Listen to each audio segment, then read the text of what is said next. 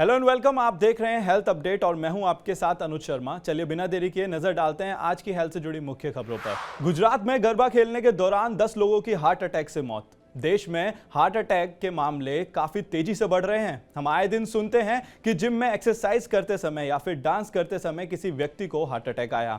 ऐसे ही मामले अब गुजरात से सामने आ रहे हैं। नवरात्रि का पर्व चल रहा है, हर जगह गरबा की धूम मची है, लेकिन वही गुजरात से हैरान करने देने वाली एक खबर आ रही है। दरअसल गुजरात में गरबा खेलते हुए 10 लोगों की हार्ट अटैक से मौत हो गई।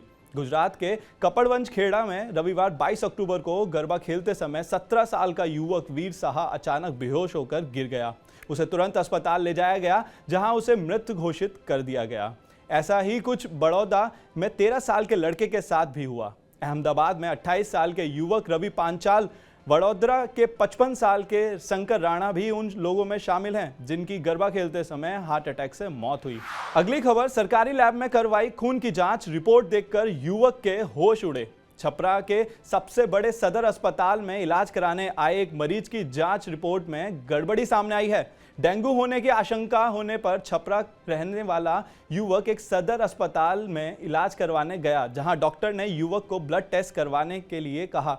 डॉक्टर के लिखे पर्चे के अनुसार कटहरी बाग के रहने वाले युवक आकाश कुमार ने छपरा सदर अस्पताल स्थित लैब में ब्लड सैंपल दिया था, लेकिन अब युवक की लैब टेस्ट रिपोर्ट आई तो रिपोर्ट को देखकर डॉक्टर और युवक दोनों ही हैरान हो गए। जांच रिपोर्ट में युवक के प्लेटलेट्स की जो मात्रा थी वो 2310 बताई गई थी। यह संख्या सामान्य से काफी कम थी।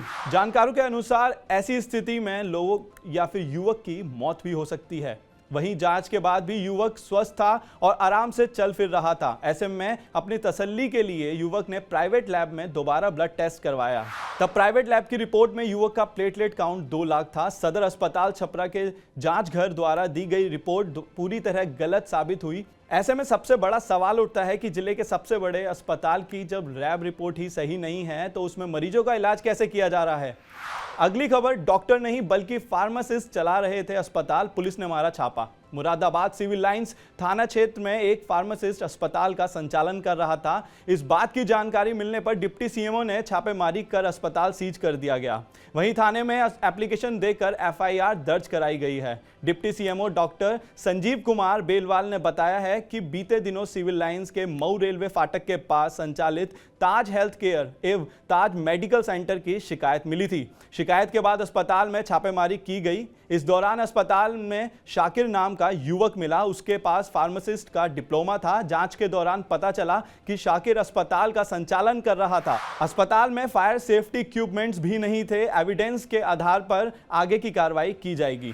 अगली खबर, चिता में हिलने लगा शव, परिजन तुरंत अस्पताल लेकर पहुंचे। यूपी के बांदा से एक हैरान करने वाला मामला सामने आया है। शहर कोतवाली क्षेत्र के शंभू नगर मोहल्ला निवासी 76 साल के वृंदावन की मौत हो गई थी। व्यक्ति की मौत होने के बाद परिजन उसे मुक्तिधाम दाह संस्कार के लिए लेकर पहुंचे, जहां अंतिम संस्कार की तैयारी शुरू हो गई थी। शव को चिता पर भी रख दिया गया था, लेकिन इसी बीच बुजुर्ग के होठ और गाल हिलने लगे। ऐसे में परिजनों को शरीर में जान होने का शक हुआ, जिसके बाद परिजन बॉडी को जिला अस्पताल लेकर पहुंचे। वहां डॉक्टरों ने चेकअप किया और बॉडी को मृत घोषित कर दिया। इस मामले में जिला अस्पताल के एडिशनल मेडिकल सुपरिंटेंडेंट ने कहा कि किसी भी व्यक्ति की मौत होने पर शरीर का तापमान धीरे धीरे घटता है। इस कारण मांसपेशियां में हलचल रहती है।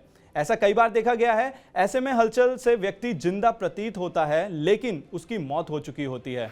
अगली खबर, गुजरात से। गुजरात में मारे गए छापे में 17.5 लाख रुपए की नकली एंटीबायोटिक दवाएं जब्त।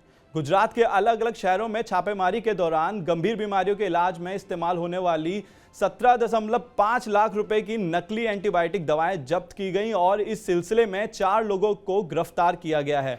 एक अधिकारी ने रविवार को इस बात की जानकारी दी है। Food and Drug Control Administration FDCA ने एक रिलीज में कहा कि इनमें से कुछ लोग बेनामी कंपनियों के चिकित्सा प्रतिनिधियों के रूप में काम करते थे और डॉक्टरों को नकली दवाएं पहुंचाते थे। इसमें कहा गया है कि एफडीसीए अधिकारियों ने नदियाद, सूरत, अहमदाबाद और राजकोट जैसे विभिन्न शहरों में छापेमारी की और नकली दवाएं जब्त की।